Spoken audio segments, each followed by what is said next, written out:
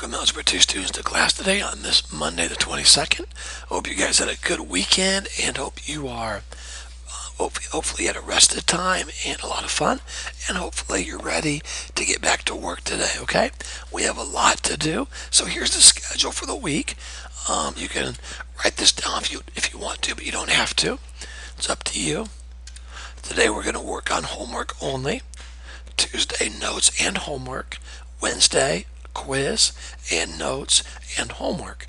Thursday is Fort Bluff, and then Friday will be notes and homework, okay? So there's a quick glance of the schedule for this week. Now, you have nothing to turn in. There was no homework given to you on Friday. Incompletes. I don't think there's any incompletes for this class.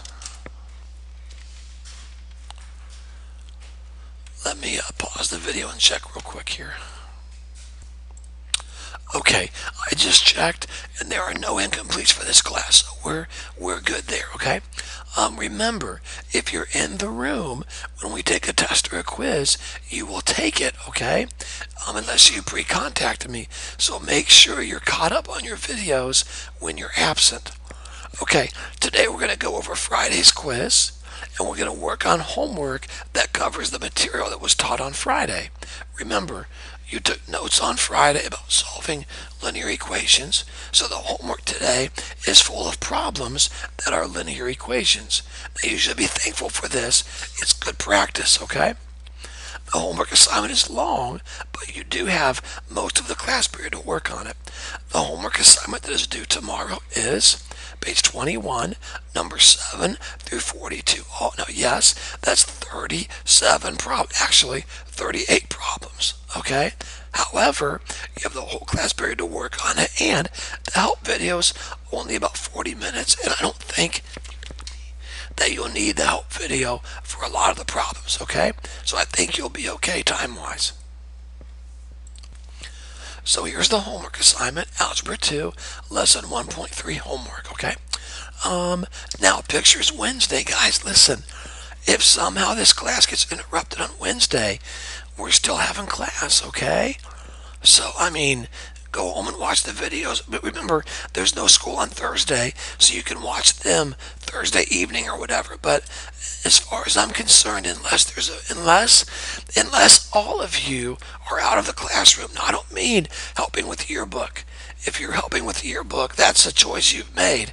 But if they call for the junior class pictures during first hour, then email me and we'll talk about it, okay? But as far as I'm concerned, we will have class on Wednesday. Now, I want to go over your quiz from Friday, okay? Since each of you are on your own devices, first of all, don't forget to get your quizzes out of the folder. They are in the folder, okay? And you need that folder. For some reason, my son has forgotten to lay on the table. Someone needs to go find him. You need your quizzes, okay? It's very important. So get out your quizzes. Now, since each of you are on your own devices, feel free to fast forward this part of the video where I go over the quiz. Feel free to fast forward to the problems you missed, or you can fast forward the entire part where I go over the quiz if you made a 100. So that's one of the benefits of having your own devices, okay? Now, obviously, I can't make you do what you need to do, but it would not be a smart thing to skip over the quiz if you miss some of them, okay? Some of you need to understand how to correct the mistakes that you made. So please let me help you if you made some problems on if you missed some problems on your quiz. Now, first, here are the stats. There was only one B in the class. Everyone else made A's, so that was really good, okay? And then here's how many points were taken off. It's kind of hard to explain, okay? If you want to check my work, feel free to do that, okay? Each of these were only worth 1 point, okay? And each one of these numbers was worth 1 point. So that's 7, 8, 9, 10, 11, 15. So I had about 85 points left. So that means these two problems here were worth 40 points each. And obviously I can't do that. That's not that's not right to do. So here's what I did. Every mistake on number 8 or 9, it doesn't matter. All the mistakes that you made on 8 and 9, the points were figured this way. The first mistake you made was 5 points. Second mistake was 10 points. Third mistake was 15. And fourth mistake was 20. Okay, so just pretend you made one mistake here and one mistake here. Then this mistake was worth 5 points. This one was worth 10. So you lost 15 points. Okay, and then all of these were 1 point off. Okay, so that's how I figured the grading. Now, and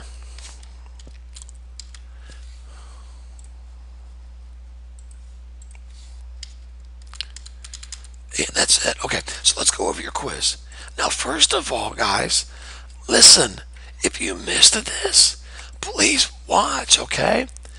I think it's very important that you use decimals. That's just me, okay?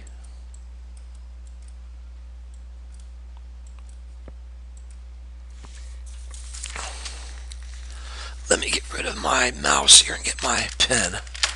All right, here we go. Now, if you did not use a number line, that's fine. But sometimes you should, guys. It might help. It might help you, okay?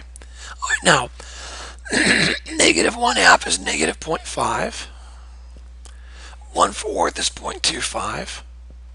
Now think about 7/3, guys. 7/3 is 2 1/3, right? 3 goes into 7 how many times? Twice. 3 goes into 7 twice, with the remainder of 1, 1/3. So 7/3 is 2 1/3, which is 2.3. This is 2.43, negative 2, negative 3, negative 1.9. Now let's put all of these on the number line and see what happens, okay? Here we go. Negative 0.5. There we go. Negative 0.5. I want to put negative 1/2 because that's the number right here, okay? 0.25. That's about right here. I'm going to put 1/4 since that's the number here. Now 7/3 was what? What did we say 7/3 was? 2.3. So 2.3. 2.43, that's a little further over. 2.1, 2.2, 2.3, 2.4, 2.43. So I'll put that right there. Negative 2. Okay, negative 2. Negative 3. Right here. And then negative or positive 1.9. So 1.9. And look at that. They're in order. If I ask you to write them in ascending order, start here and get larger. If I say write them in descending order, then start here and get smaller. So this, I'm not going to rewrite all these for you up here, but this would come first. This would come second. This would be third. This would be fourth. This is fifth. This is sixth. And this is seventh, okay? If you got to back it up and watch it again, feel free to. I'm not being mean, but for juniors in high school, we really shouldn't miss any of these, okay? Make them decimals, fill in a number line, and then write them in the proper order, okay? All right. Now, the next part was memorization, so I really can't say a lot about that except you got to memorize what you're supposed to memorize, okay? Now, this here, 1 plus 2 is 3, is called the closure property of addition, okay?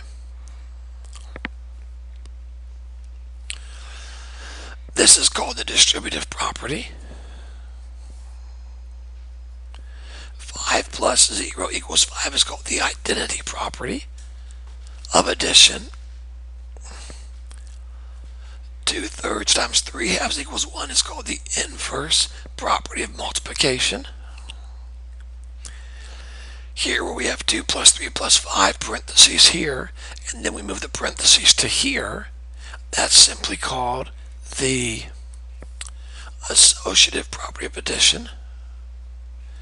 Make sure you know these for your chapter 1 test, okay guys? This will be on your test. And then 5 times 10 is the same thing as 10 times 5. We call that the commutative property of multiplication. Alright? And that goes right here. So if you have any questions on those, email me, okay? But there's those, alright? Those are worth 1 point each. Now, here's where some of you made some mistakes, and I really want you to pay attention, okay? I'm a little worried about this, alright? Let's take the first one here. 2x squared. Now, if you missed this, please find your mistake. Okay, here's an x. I'm going to put a parentheses. Okay? And then minus 3. Here's an x, put a parentheses. Now, everywhere there's an x, I'm going to put a -1. Now, order of operations. The first thing you do, I've taught you, is to get all of your parentheses and brackets down to one number. Well, in this parentheses, we have one number.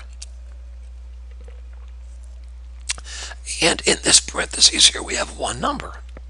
So we're good. Okay? Now, next, we do our powers, exponents, stuff like that. So I'm going to do my exponents next. And I would bring down my 2. And the 2's right next to the parentheses, right? So they're multiplying, right? So put a multiplication sign. And now -1 squared. Well, that's -1 times -1. That's a positive 1. So 2 times 1. Okay? Now, then bring down your -3, -1. Now, 2 times 1 is 2. Bring down your negative sign. 3 times 1 would be a -3. Now, this was tough here. I'll be honest with you. Everyone got A's except one person, so I didn't worry about this, to be honest with you. This is kind of an unfair question here because you should know by now that a negative times a negative is a positive, okay? And although we're going to go over that again later in this chapter, and actually,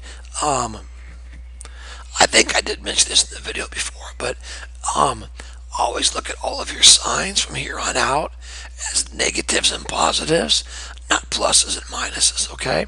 So a negative times a negative is a positive, and then a 3, okay? Now, if you want to look at this as a minus, I don't mind that. Bring down your minus sign, but then you have a positive 3 times a -1, which is a -3. So you still have negative, negative, which still makes it a positive either way, okay? So the answer was 5. Now my recommendation is from now on to look at your minuses and additions as always positives and negatives, okay?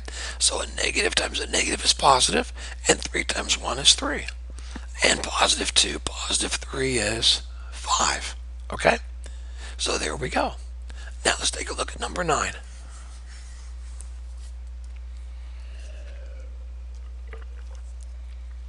Okay, step 1, order of operations. Make sure your parentheses and brackets have should be simplified down to one number on the inside. Now I've got a big old bracket here, but when I go inside, I've got a parentheses here. So for me, I'm going to store this parentheses here first and get that down to one number. Well, Mr. Earhart, why not work on the bracket first? Well, it's common sense because you can't get the bracket down to one number unless you first get the parentheses down to one number, so we can simplify all of this, okay? So I'm going to make my parentheses one number first, okay? So I've got 4 times 2 plus 6. Everybody see that? Remember, step 1 is to get your parentheses and brackets down to one number. Now, if I want to get this bracket down to one number, I cannot do that until I first get this parentheses down to one number. So 4 times 2 is 8. Positive 6 is a positive 14. There we go.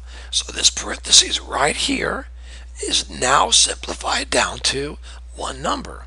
So the next thing I want to do is get my brackets simplified down to one number. All right, so here we go.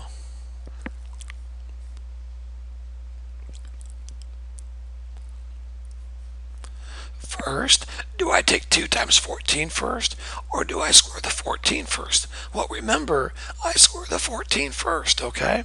So I have 3, positive 2, and then multiplication, and then 14 times 14 is 196. And then bring down your negative 8, and then your positive 10. Now, let's continue getting this bracket down to one number, okay? We do our multiplication first. So I have a positive 3, and then positive 2 times positive 196 is positive 392. And then bring down your negative 8. And now, if we add all of this up, I will get 387 and a positive 10. Which a positive 387 and a positive 10 is positive 397. Okay? And there we go. So guys, I hope that's cleared up a little bit of confusion on your quiz, okay? If you have any questions on this, contact me. And I think that's it, guys. I'm pretty sure. Yeah, that's all for today. Please get to work on your homework. Have a great day today. Contact me if you have any questions at all.